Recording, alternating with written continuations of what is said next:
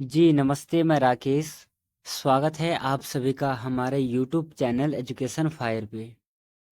देखिए, यदि आप लोगों ने इससे पहले वाला वीडियो देखा होगा तो उसमें हम लोगों ने वैदिक सभ्यता से रिलेटेड जितने भी इम्पोर्टेंट क्वेश्चंस पेपर में आ सकते थे सभी क्वेश्चंस के ऊपर डिस्कस किया है हमने। हमारा जो अगला टॉपिक है वो है महाजनपद से रिलेटेड। तो आज के इस वीडियो में हम महाजनपद इस टॉपिक पे बात करेंगे। इसमें कुछ इम्पोर्टेंट क्वेश्चन है महाजनपद से रिलेटेड, सो आप देखिएगा। और एक चीज़ और मैं कहना चाहूँगा, जैसे कि इस वीडियो में जितने भी क्वेश्चंस होंगे उन सभी क्वेश्चंस में से आपको कितना क्वेश्चन आता है उसका जवाब आप हमें अंत में कमेंट सेशन में दीजिएगा। और जो नहीं आता है आपको या फिर किसी कारणवशात आप कंफ्यूज हो रहे हो उन क्वेश्चन में, तो उसे आप अपने कॉपी में नोट डाउन कर लेना। चलिए हम वीडियो को शुरू करते हैं पहले नंबर क्वेश्चन से। ध्यान से देखना है आपको। पहला नंबर क्वेश्चन है हमारा कि महाजनपद काल में कितने महाजनपद थे। पहला ही क्वेश्चन इम्पोर्टेंट है। आपसे पूछा है कि महाजनपद जो काल है उसमें कितने महाजनपद थे। तो आप लोगों को पता है कि उसमें कितने 16 महाजनपद है। चलिए इसके कुछ इम्पोर्टेंट बिंदु देखते हैं हम पहले क्वेश्चन से रिलेटेड। महाजनपद काल में 16 महाजनपदों का उल्लेख मिलता है। पहला पॉइंट आपको नोट करना है। दूसरा है कि ये महाजनपद 600 बीसी से 400 बीसी के बीच विकसित हुए हैं। ठीक है, महाजनपद कब विकसित हुआ था? तो 600 बीसीई से 400 बीसीई के बीच में। तीसरा है कि ये महाजनपद राजनीतिक और आर्थिक रूप से महत्वपूर्ण केंद्र थे। तो ये तीनों ही बिंदु आपको ध्यान में रखना है। चलिए आगे बढ़ते हैं, हम सेकेंड क्वेश्चन करते हैं। निम्नलिखित में से कौन सा महाजनपद गणराज्य के रूप में प्रसिद्ध था? अभी आपने जो 16 महाजनपद देखा है, उन 16 महाजनपदों में से ऐसा कौन सा जनपद था जो कि गणराज्य के रूप में प्रसिद्धि प्राप्त थी उनको? तो वज्जी नामक जो आपका महाजनपद है वो गणराज्य के रूप में गिना जाता था। ऑप्शन नंबर बी सही है।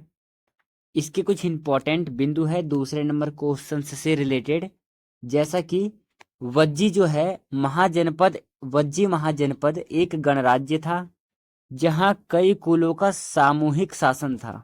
यह आपको ध्यान में रखना है कि वज्जी एक ऐसा महाजनपद था जिसमें कई कुलों का शासक था। दूसरा, इसकी राजधानी वैशाली थी।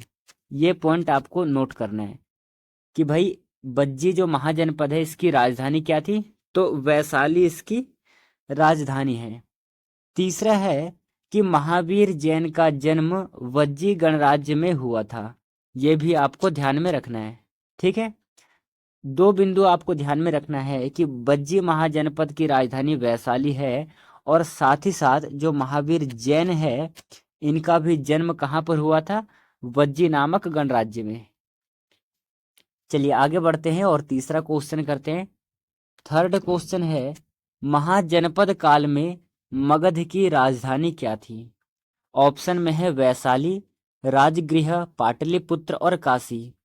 चारों ही ऑप्शंस में से आपसे पूछा गया है कि मगध की राजधानी क्या थी। तो राजगृह जो है मगध की राजधानी थी पहले। ठीक है, वर्तमान समय में यदि आप देखोगे तो पाटलिपुत्र बाद में चेंज हो जाता है। फिलहाल में यहाँ पर जो तीसरे नंबर क्वेश्चन का आंसर है वो ऑप्शन नंबर बी ही सही रहेगा। चलिए इसके कुछ इंपॉर्टेंट बिंदु है। मगध राजगृह मगध की प्रारंभिक राजधानी थी। दूसरा है राजगृह बाद में पाटलिपुत्र को राजधानी बना करके स्थानांतरित किया गया। और तीसरा है कि मगध महाजनपद का शासक बिंबिसार और अजातशत्रु थे। ठीक है, ये दो नाम आपको नोट कर लेना है अपने कॉपी में। महाजनपद का शासक कौन था? एक तो बिंबिसार और अजातशत्रु, ये दो नाम आपको ध्यान में रखना है। चलिए आगे बढ़ते हैं और तीसरा क्वेश्चन तो हो गया हमारा। चौथा क्वेश्चन करते हैं। निम्नलिखित में से कौन सा महाजनपद गौतम बुद्ध के समय में सबसे शक्तिशाली था? आपसे पूछा गया है कि महात्मा गौतम बुद्ध के समय में सबसे शक्तिशाली महाजनपद कौन सा था? आंसर है आपका option number B, Magadh. Option number B right answer है। इसके कुछ इंपॉर्टेंट बातें हैं। गौतम बुद्ध के समय में मगध महाजनपद सबसे शक्तिशाली था, पहला पॉइंट आपको नोट करना है। दूसरा है, मगध ने उत्तर भारत में अपने राजनीतिक प्रभुत्व का विस्तार किया। और तीसरा है कि बिंबिसार और अजातशत्रु ने मगध को शक्तिशाली बनाया। ठीक है, ये दो नाम आपको याद रखना है क्योंकि ये अब तक 2 बार आ चुका है। चलिए हम नेक्स्ट क्वेश्चन करेंगे, अगले क्वेश्चन की ओर बढ़ते हैं। 5वां क्वेश्चन है, वत्स महाजनपद की राजधानी कौन सी थी? देखिए 16 महाजनपद है। इन 16 महाजनपदों के आपको नाम भी याद करना है और साथ ही साथ इसकी जो राजधानी है वो भी आपको याद करना है, जो कैपिटल है वो भी आपको याद करना है। फिलहाल में इस प्रश्न में आपसे पूछा गया है कि वत्स महाजनपद की राजधानी कौन सी थी? सही आंसर है option number A, Kaushambi. Option number A correct answer है। चलिए इसके कुछ इंपॉर्टेंट बिंदु देखेंगे। वत्स महाजनपद की राजधानी कौशाम्बी थी, अभी हमने ऊपर पढ़ा है। वत्स का राजा कौन था? उदयन, ये आपको ध्यान रखना है। वत्स का राजा कौन था आपका? तो उदयन जो है वत्स का राजा था। इसके साथ ही साथ कौशाम्बी व्यापार और बौद्ध धर्म के लिए महत्वपूर्ण केंद्र था। क्या था? जो कौशाम्बी है ये व्यापार और बौद्ध धर्म के लिए बहुत ही ज़्यादा इम्पोर्टेंट था। तो ये कुछ इम्पोर्टेंट बिंदु है जो आपको याद रखना है। चलिए अगला क्वेश्चन देखिएगा, 6ठे नंबर का क्वेश्चन है, कौन सा महाजनपद दक्षिण भारत में स्थित था? ये नीचे आपको 4 महाजनपदों के नाम दे रखे हैं, इनमें से दक्षिण भारत में स्थित कौन सा महाजनपद था? सही उत्तर है Asmaka. Option number B right answer है। अस्मक जो है महाजनपद ये दक्षिण भारत में स्थित था।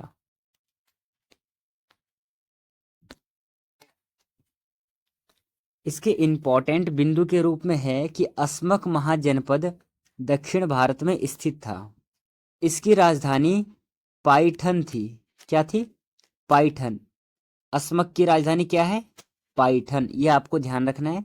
साथ ही साथ यह गोदावरी नदी के किनारे बसा हुआ था। ठीक है, ये तीनों ही बातें आपको कॉपी में लिख लेना है और इसे आप याद कर लीजिएगा। चलिए हम अगले क्वेश्चन की ओर बढ़ते हैं। 7वां क्वेश्चन है कि महाजनपद काल में किस महाजनपद की राजधानी उज्जैन थी? जो 16 महाजनपद है, इन 16 महाजनपदों में से ऐसा कौन सा महाजनपद है जिसकी राजधानी उज्जैन थी? आंसर है अवंती। आपने कई बार इतिहास में पढ़ा होगा कि उज्जैन किसकी राजधानी है, तो अवंती की राजधानी है। इसके कुछ इंपॉर्टेंट बिंदु को देखेंगे।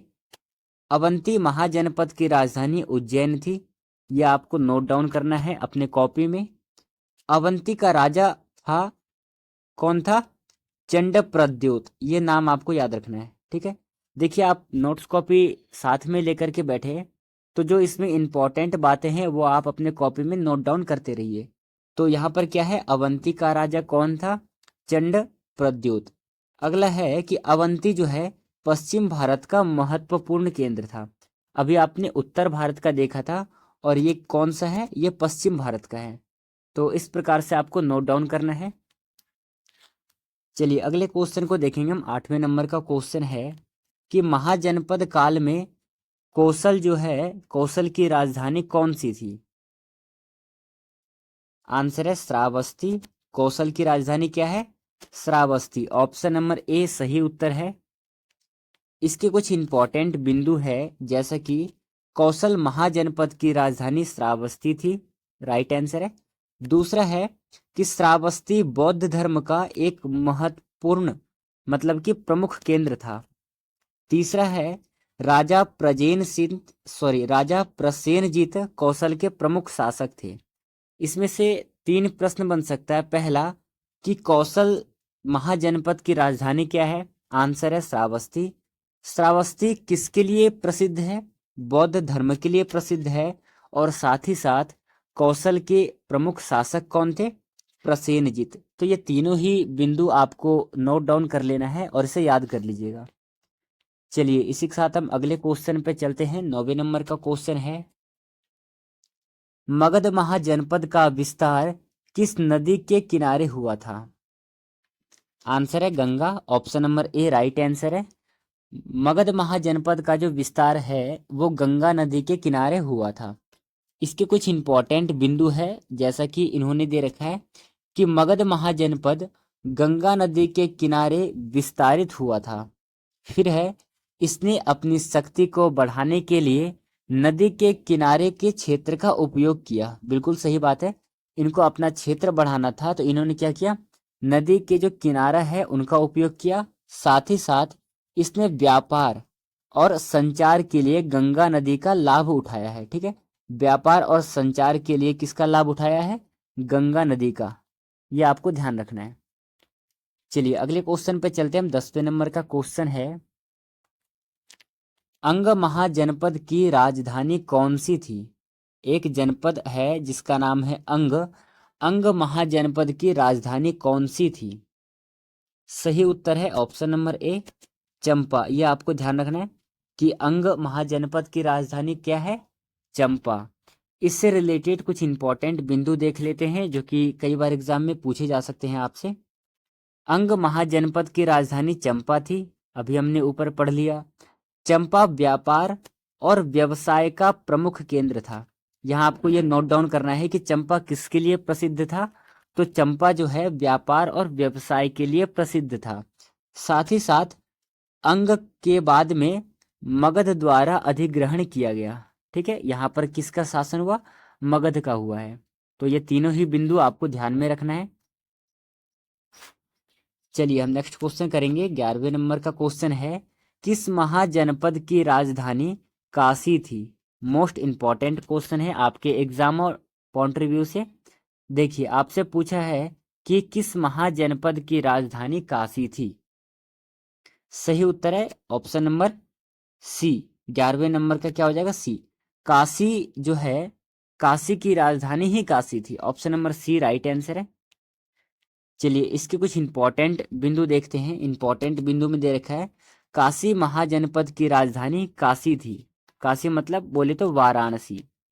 इसके साथ यह गंगा नदी के किनारे स्थित था। बिल्कुल सही बात है। और काशी का आर्थिक और धार्मिक महत्व था। ठीक है, काशी नदी का अपना एक आर्थिक और धार्मिक महत्व है। तो ये तीनों ही बिंदु आपको ध्यान में रखना है। चलिए अगले क्वेश्चन की ओर बढ़ते हैं हम। 12वें नंबर का क्वेश्चन है, मगध महाजनपद का सबसे प्रसिद्ध शासक कौन था?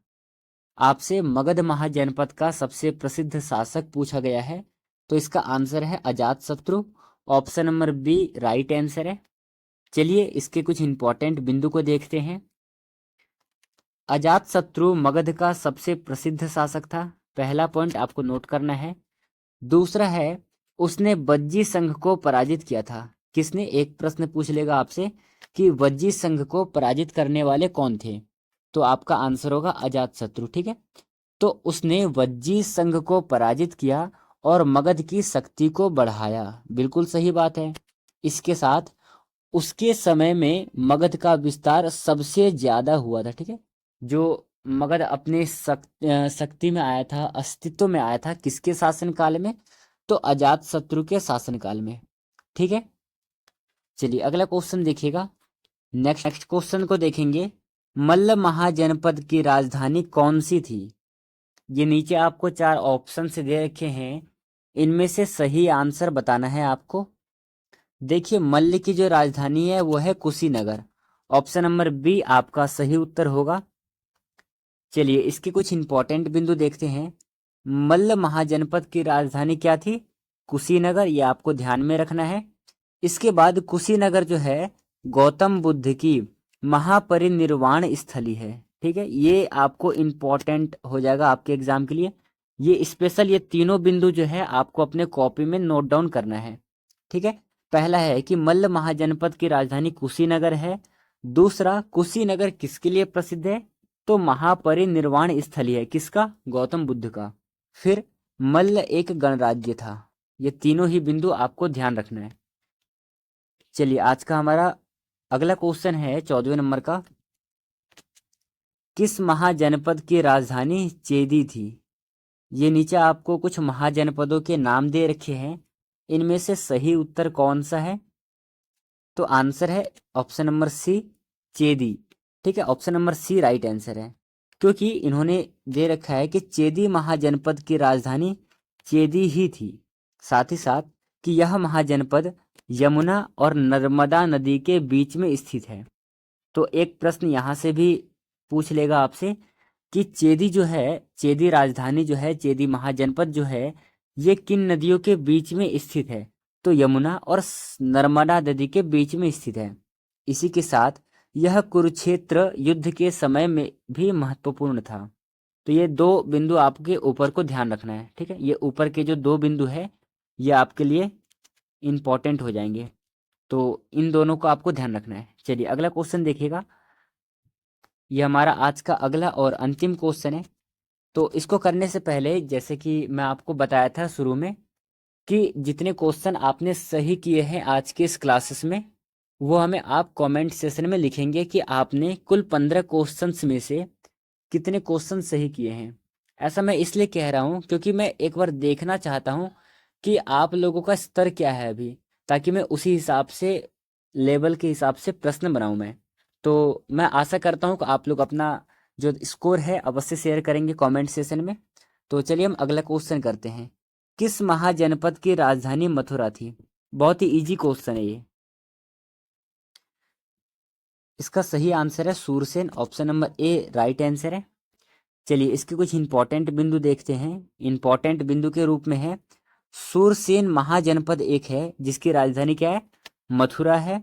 साथ ही साथ मथुरा जो है कृष्ण के जीवन से संबंधित है और धार्मिक महत्व रखता है मथुरा।